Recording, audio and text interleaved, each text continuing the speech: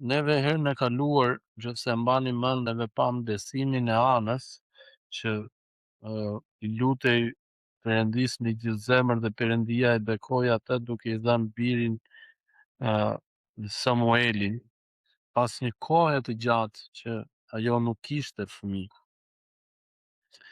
Dhe tani Samueli, ajo në fakt ajo i dha një premtim Perëndis dhe i tha që nëse ti mua më bekon me një fëmijë, unë do ta jap ty si dhuratë. Edhe që në moshë të vogël, që në moshë të re, Samueli ishte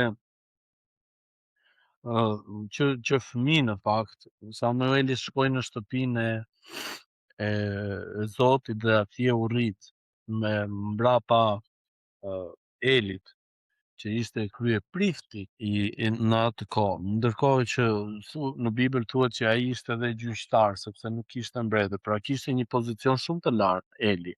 Eli tani kishte 2 bij, 2 djem. Në fakt neve nuk e kemi të qartë se si ata u zgjodhen si priftërinj në shtëpinë e Zotit dhe ata ndihmonin me sakrificat që bëheshin në atë kohë. Por duket qartazi që tek vargu 12 që neve lexuam së bashku, ata filluan dhe po abuzonin me atë me me detyrën që kishin, me përgjegjësinë, me privilegjin që ata kishin. Ose të thuash edhe me pushtetin që ata kishin, sepse në sytë e njerëzve ata kishin përgjegjësinë që nëse dikush do të shkonte, do të afronte një sakrificë dhe nëse ata do të thoshin, shiko, sakrifica nuk është e rregullt, nuk është e duhura, atëhere sakrifica nuk pranohej për që të shkonte tek altari dhe të digjej ai dhjami. Edhe çfarë ndodhte kjo? Sepse ishte humbje kohe, ishte shpenzim goxha i madh për njerëzit që shkonin dhe të bënin një sakrificë të tillë. Nëse ata do të, për shembull, merrshin viçin, qingjin që kishin mundësi që ta çonin dhe ta thernin atje, atëherë i bie që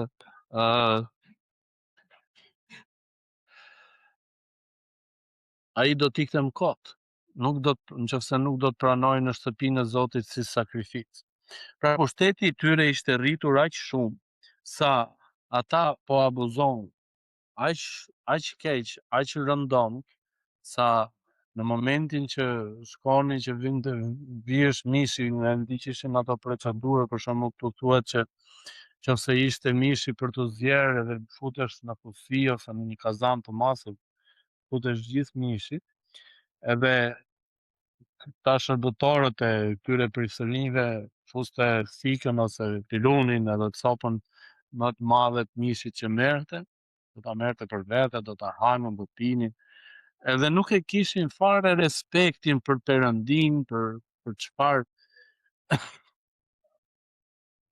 çfarë ishte ofruar ai mish, edhe për çfarë ishte ajo sakrificë, nuk donin t'ja dinin fare. Edhe aq shumë sa ata po arrinin dhe po impononin, po ushtronin forcë, po ushtronin dhunë. Edhe neve vim pikërisht tek vargjet 22 dhe 25 ku Eli dëgjon për këto dhënat e tyre. Eli ju kujtoi që Eli kishte një pozicion shumë herë më të madh se sa çunat e tij. Ai ishte kryeprift, ai ishte, se themi, në një farë mënyre ai ishte, si thuash, një kryeministër atij kombi. Edhe nëse Eli do të vendosë që ata çunat e tij do të largoheshin, nuk do të ishin më priftërinj, nuk do të kryenin më detyrat priftërore, ata largoheshin menjëherë. Por vini re se si reagon Eli. Edhe vetëm duke e dëgjuar këtë, gjykoni për veten tuaj edhe dëgjoni edhe mësimin, a ishte ky reagimi i duhur për Eli? Por Eli ishte shumë plak dhe dëgjoi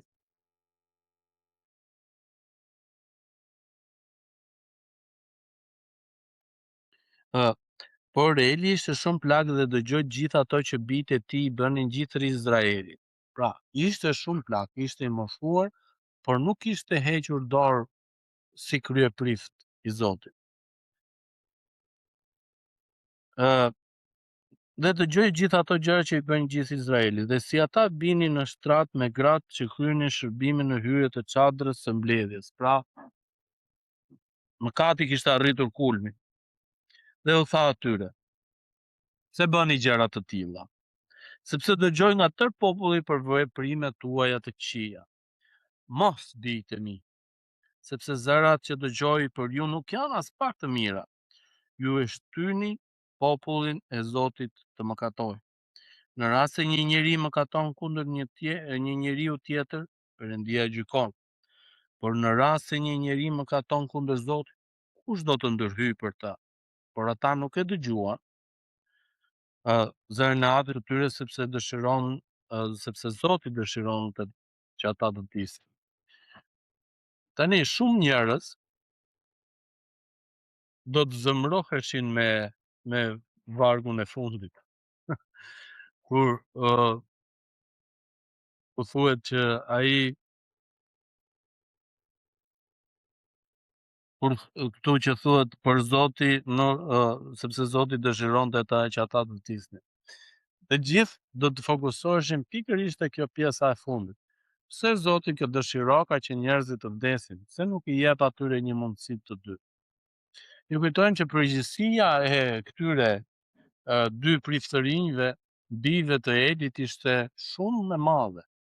Pra, ishte jo vetëm që ata po jetonin në mëkat në sytë e Zotit, por ata po drejtonin një kom të tërë në mëkat. Pra, përgjegjësia ishte shumë fishuar, aq shumë e madhe. Po të lexojmë nga ligji i përtërir, kapitulli 21, vargjet 18 dhe 21, na tregon se çfarë, sepse këtu jemi në kohën e ligjit apo jo. Nuk jemi në kohën e me Jezusin. Shqiu çfarë thuhet?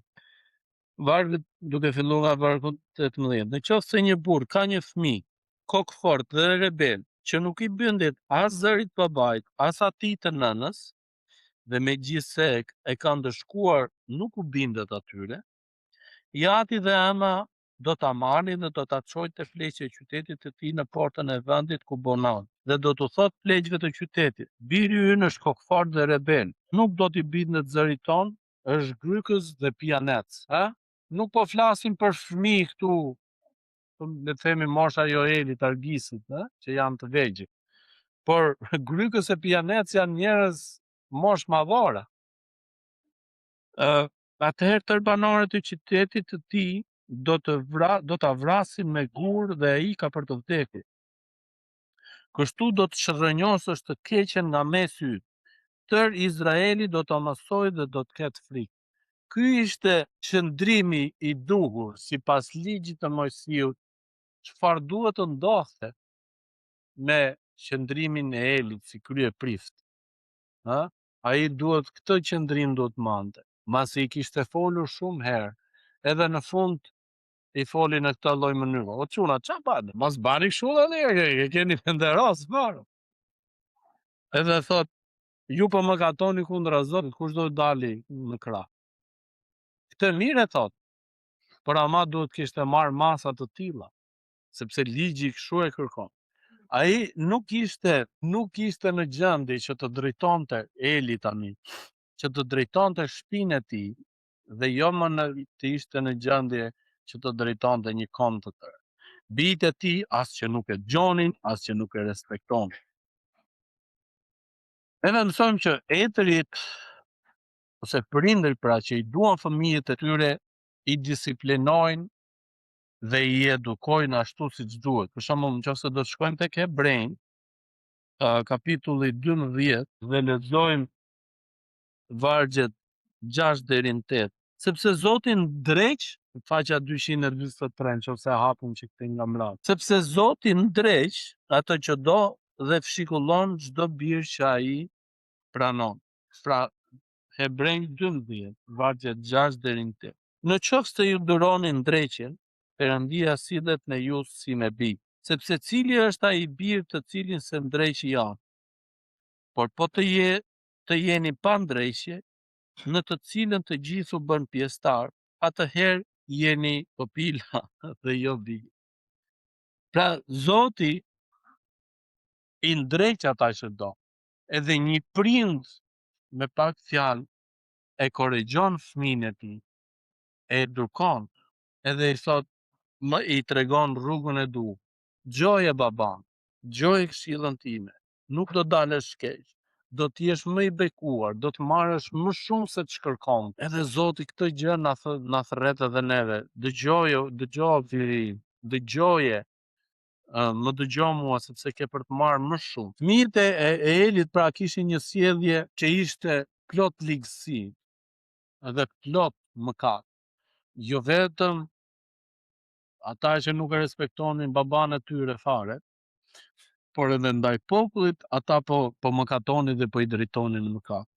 Te romakët na mëson që nëse ne presim pas një kohe shumë të gjatë dhe nuk e korrigjojmë në kohë, mund të jetë tepër vonë, edhe zemra e njeriut mund të ngurtësohet.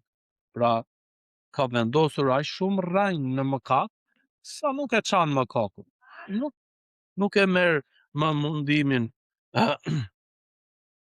për të ndryshuar. Romakët kapitulli 2 vargjet 4 dhe 5 thot: apo i përçmon pasuritë e mirësisë së tij, të durimit dhe zemërgjerësisë së tij, duke mos ditur që mirësia e Perëndisë të prinë në pendim, por sipas ashpërsisë sate dhe zemrës së pallpenduar, po mbledh për vendet tënde zemërim për ditën e zemërimit dhe zbulesën së gjyqit të drejtësisë.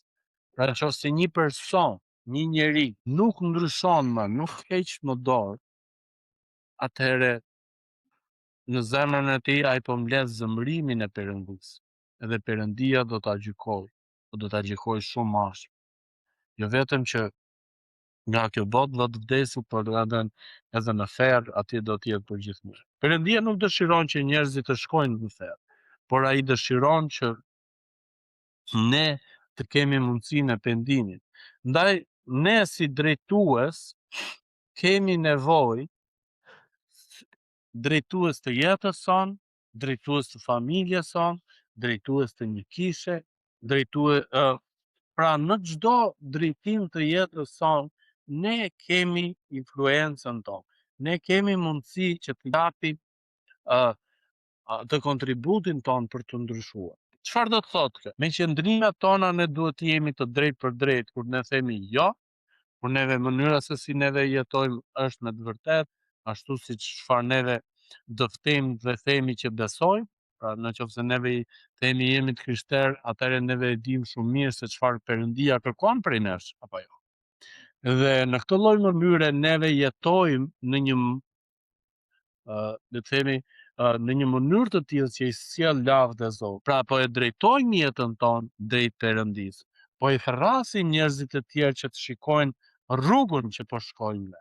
Dhe si drejtues, atëherë kjo është akoma më shumë që i drejtojmë njerëzit tek Zoti, jo vetëm që t'i ndihmojmë ata me sjelljen e tyre që të shkojnë tek Zoti, por edhe me sjelljen tonë të shkojnë tek Zoti. Pra nëse ne presim shumë gjatë për ta korrigjuar, atëherë do të jetë shumë vonë.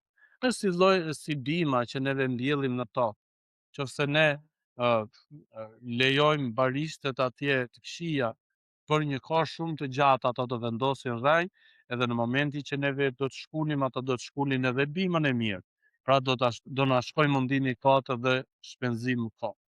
Pra në kohën e duhur, nëse neve e japim korrigjimin në kohën e duhur, atëherë ne jemi në rrugën e duhur. Shumë fjalë të urta na thot, kush e kursen shufrën e birit të vet, shufrën, kush e kursen shufrën, ose kush e kursen dajakun, siç themi ne, urren birin e vet.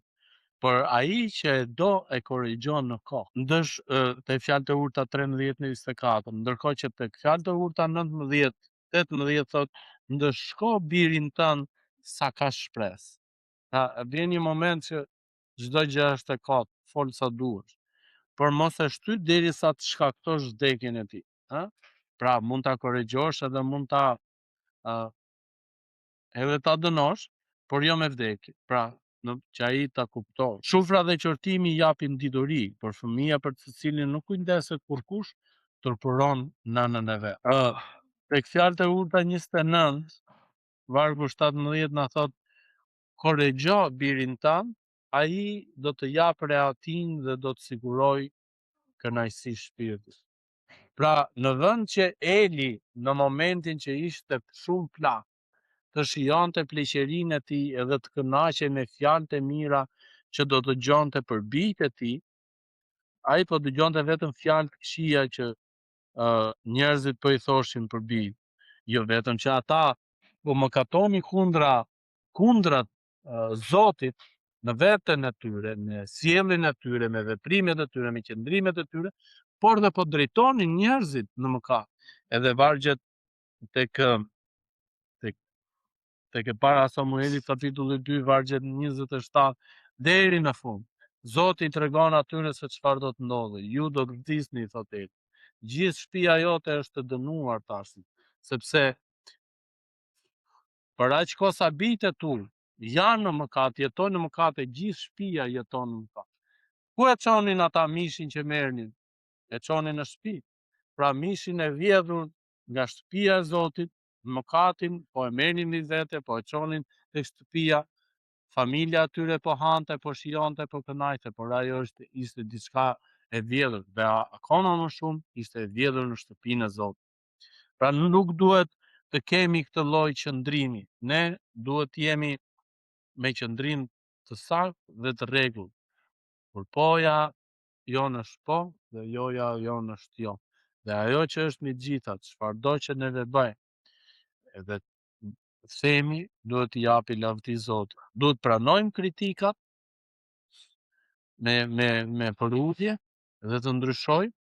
Duhet të japim kritika dhe korrigjime me dashuri, që vllai ynë ose motra ynë në Krisht të ndryshojë dhe të kthehet në Zot.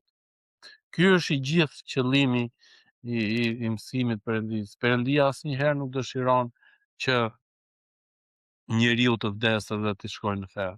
Kur Perëndia thotë që pikërisht siç lexuam tek vargu 26 tek e para Samuelit kapitulli 2, edhe thotë që Zoti dëshironte vdekjen e tyre, ishte mbushur kupa. Ata po jetonin për një kohë shumë të gjatë në shtëpinë e Zotit, duke ngrënë, duke pirë, duke vjedhur, duke detyruar njerëzit, duke imponuar njerëzit që të banin mëkat. Edhe Zoti tha, jo. Priti nga Eli që t'i korrigjonte ata, t'i disiplinonte ata dhe ai nuk e bëri, vetëm i tha, o çuna ç'a bëni? Vetëm kaq. Nuk bëri asnjë gjë tjetër. Edhe Zoti tha, mirë.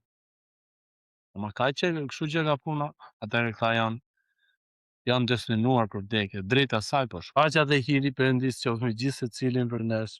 Zoti na dhan zgjuarsi, Zoti na dhan mençuri, që ne dëgjojmë Zotin, që ne të ndryshojmë edhe të sjellim lavdë Zotit. Ta inkurajojmë njëri tjetrin duke i dhënë mundësi që të jetojë për Zotin dhe për lavditë.